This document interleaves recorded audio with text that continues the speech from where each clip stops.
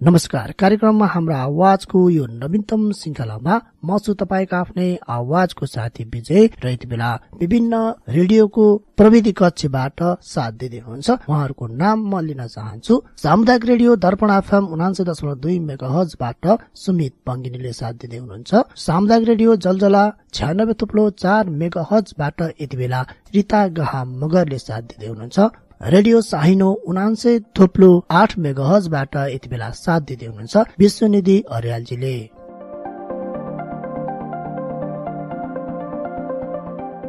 कार्यक्रममा हाम्रो आवाज केवल तपाईको लागि तयार पारेको कार्यक्रम हो। यो कार्यक्रममा हामीले अपाङ्गको हक अधिकार अवसर र चुनौतीको बारेमा कुरा उठान गर्ने गर्दछौं। हरेक महिना तपाईको लागि हामीले प्रश्न पनि लिएर आएका हुन्छौं। यो महिनाका लागि प्रश्न रहेको छ, अन्तर्राष्ट्रिय अपाङ्ग दिवस कहिले पर्छ?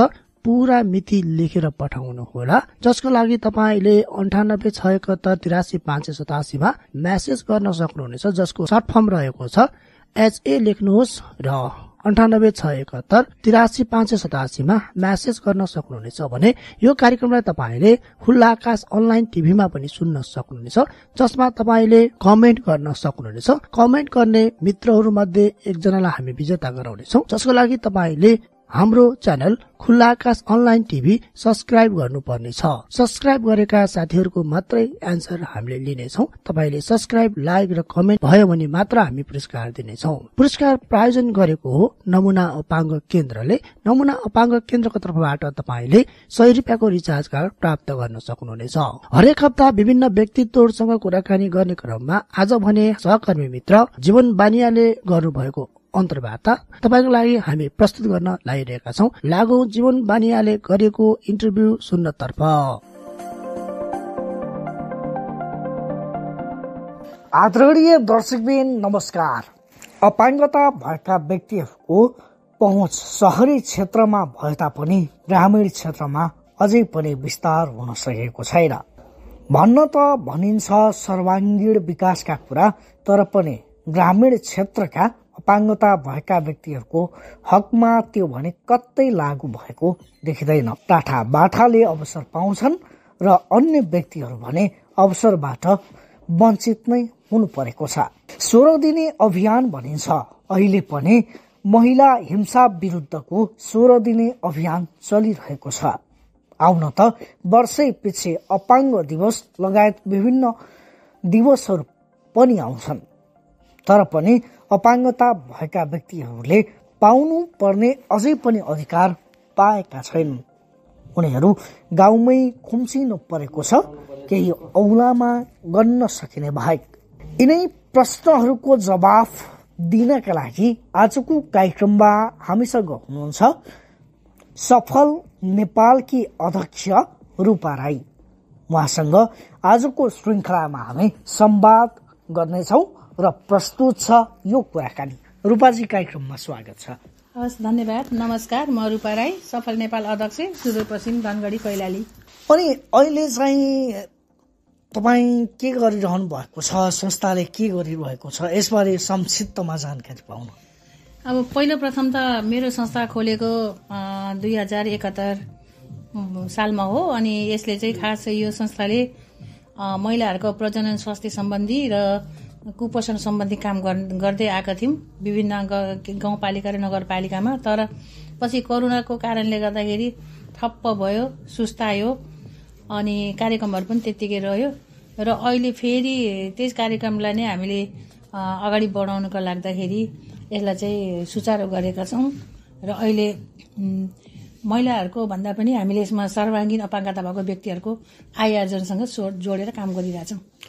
जस्तो धनगढीमा महिलाहरूको अवस्था के छ? यो धनगढीको मात्रै कुरा नगरौँ, जति पनि यो अलिकति विकासभन्दा बाहिरका क्षेत्रका ठाउँहरू छन्, बस्तीहरू छन् अथवा जिल्लाहरू छन्, तिनीहरूको समग्रमा अवस्था के छ नि?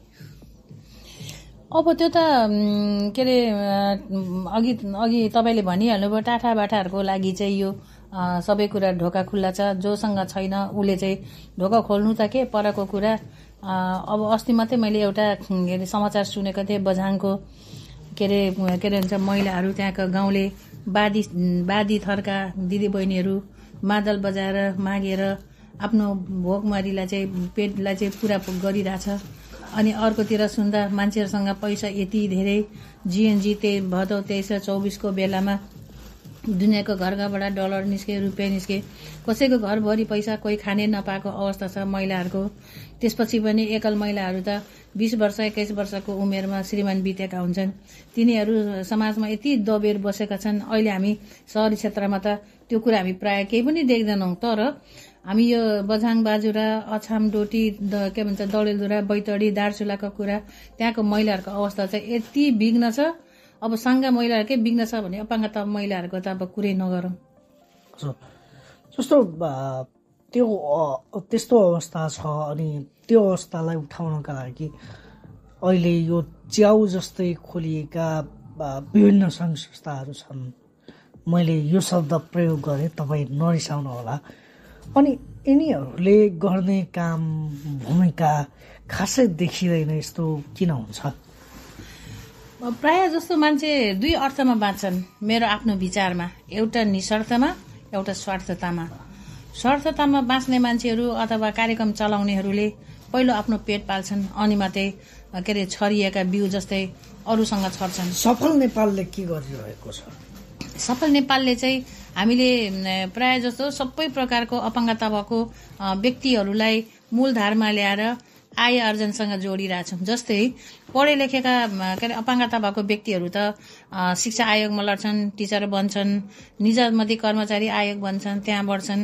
अब 40 वर्ष पुगिसकेपछि आयोग पनि लड्न पाइँदैन। अनि सानैदेखि उमेर पढ्न नपाएको, पहुँच नभएको व्यक्तिहरू अहिले चाहिँ अब के भन्छ अनलिटरेडमा पुगेका छन्। त्यसकारणले गर्दा जिउनुलाई त केही त कमाउनै पर्यो। आमा बाउ, दाजुभाइ, दिदीबहिनीहरूमा आड भरोसा निर्भर पर्नको लाग्दा पनि उनीहरूको गाली गलौजहरू सुन्नुपर्छ। हुनु त नेपाल सरकारले महिनाको भत्ताको व्यवस्था त गरिरहेछ। त्यो भत्ता त एउटा अपाङ्गता भएको व्यक्तिहरू जो निलो र रातो कार्डले पाइरहेछ, तर सेतो र पहेँलो कार्डले त्यो पनि पाएका छैनन्। त्यसकारणले गर्दाखेरि तिनीहरूलाई तालिम व्यवस्था गरेर केही आफैले कमाएर चाहिँ आफ्नो आर्जन गर्नु सक्छन् कि भन्ने उद्देश्यले चाहिँ सफल नेपालले त्यही काम गरिरहेछ। यो भत्ताको कुरा गरिरहँदाखेरि जुन यो नेपाल सरकारले रातो कार्ड अनि त्यसै गरी निलो कार्ड भएका व्यक्तिहरूलाई दिने भत्ता छ, त्यो चाहिँ पर्याप्त छ तपाईँको विचारमा के छ? त्यो पर्याप्त भन्दाखेरि पनि कमसेकम यति त पाएको छ। पहिला अब अरू त म नभनौँ, सुदूरपश्चिमको क्षेत्रमा अथवा सुदूरपश्चिममा प्रदेशमा काम गर्ने सिलसिलामा अपाङ्गता भएको सङ्घ संस्थाबाट काम गर्नु जाँदा बिचरा एउटा बालकलाई, एउटा बालिकालाई भित्र खाटमा डोरीले बाँधेर राखेर आफूहरू काममा जाने, त्यो कुन हालमा गुमुत त्यसैमा, सबै कुरा त्यसैमा भएको अवस्था हामीले देखेका छौँ। तर कमसेकम यो भत्ता पाउने, जब सरकारले भत्ता दिने व्यवस्था मिलाएपछि त त्यो भत्ताको लोभले पनि अब अपाङ्गता भएको व्यक्तिहरू, अभिभावकहरू बाहिर निस्केको त छ नि त। त्यसकारणले गर्दाखेरि पर्याप्त त छैन, त्यो छैन। तर नहुनु भन्दा त्यो पनि छ। कमसेकम अहिले अब रातो कार्डवालालाई 4000 को व्यवस्था छ, अनि निलो कार्डलाई चाहिँ 2133 रुपियाँ समथिङ छ। तर अब हाम्रो माग त हो नि त, कमसेकम 4000 सम्म मात्रै पनि निलो कार्डलाई पनि दियो, अनि सेतो र पहेँलोलाई पनि केही सुविधा दिए हुन्थ्यो भन्ने हाम्रो चासोको विषय छ। अब हामीले बोलेर मात्र नहुने, तर भविष्यमा अब त्यो पनि हेर्दै जाउँ।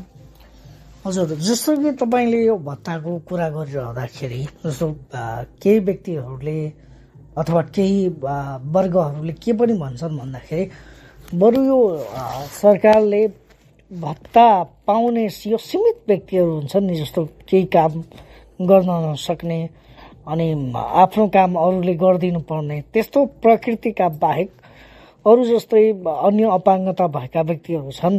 उनीहरूको लागि कुनै सिपमूलक तालिमहरू अथवा कुनै आफ्नो जीवन आफैले कटाउन सक्ने जस्तो, भनेको आफ्नो पेट आफूले पाल्न सक्ने जस्तो कुनै रोजगारको व्यवस्था गरिदिएमा राम्रो हुन्थ्यो भन्नेहरू पनि छन्। के भन्नुहुन्छ? यो त धेरै राम्रो। अब अब केही समय अगाडि मात्रै भन्छ यो कृषि मन्त्रालयले अपाङ्गता भएको व्यक्तिहरूलाई छोड्ने रकम सम्बन्धमा मैले मन्त्रीज्यूसँग लगभग 3 पटक जम्मा म गएको थिएँ। मन्त्रीज्यू, अपाङ्गता भएको व्यक्तिहरूलाई पनि कृषिमा जोड्नु पर्यो।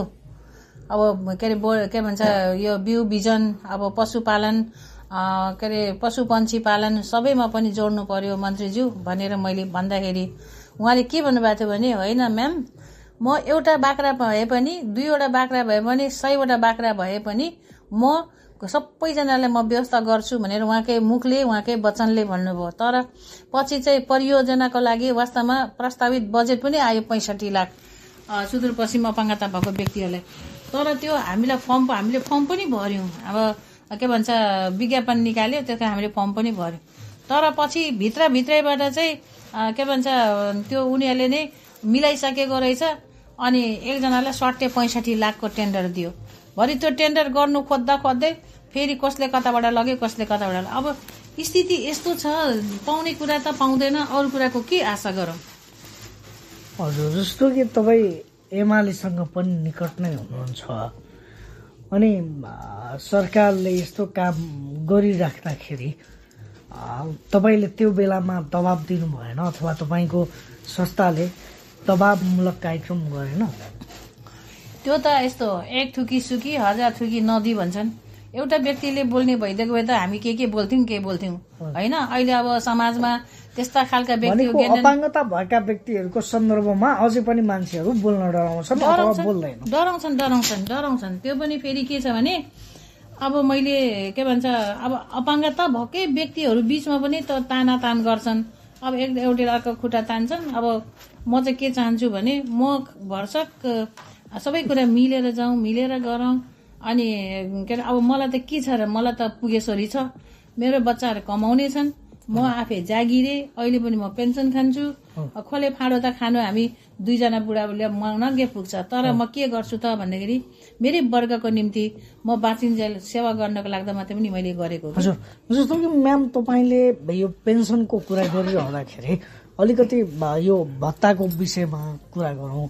जस्तो अझै पनि के छ भने, मान्छेले सरकारी जागिर पनि खाने प्लस त्यो भत्ता पनि बुझिरहने एउटा प्रवृत्ति छ।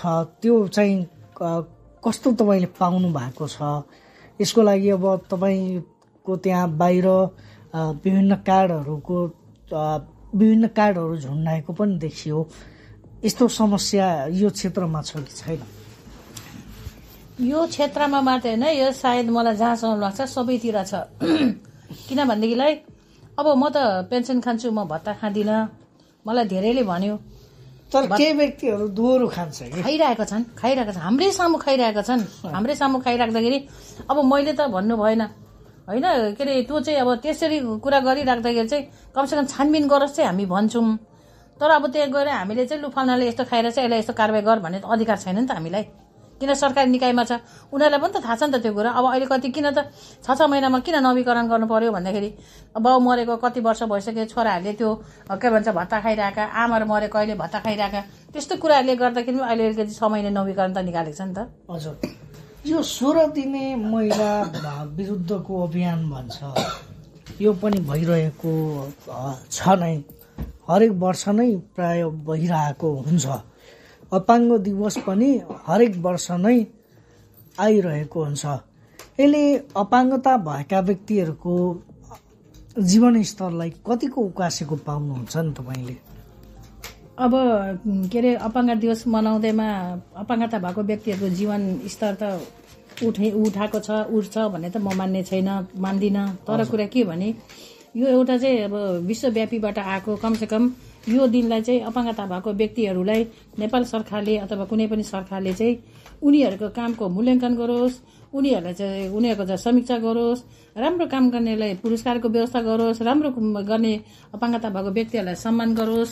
अनि मात्रै के भन्छ अलिकति चित्त बुझाउने ठाउँ हुन्छ। म त जहिले पनि सुदूरपश्चिम प्रदेशमा अब अहिले 34औं अन्तर्राष्ट्रिय अपाङ्ग दिवस आयो, 33औंसम्म मैले चाहिँ के माग गरेँ भने कमसेकम यो जस्तै के अरे यो नारी दिवसको बेलामा कति नारीहरूलाई राम्रो काम गर्यो, राम्रो उद्यमी गर्यो, यताउति गर्यो भने सम्मान दिन्छन्, पुरस्कारको व्यवस्था गर्छन्।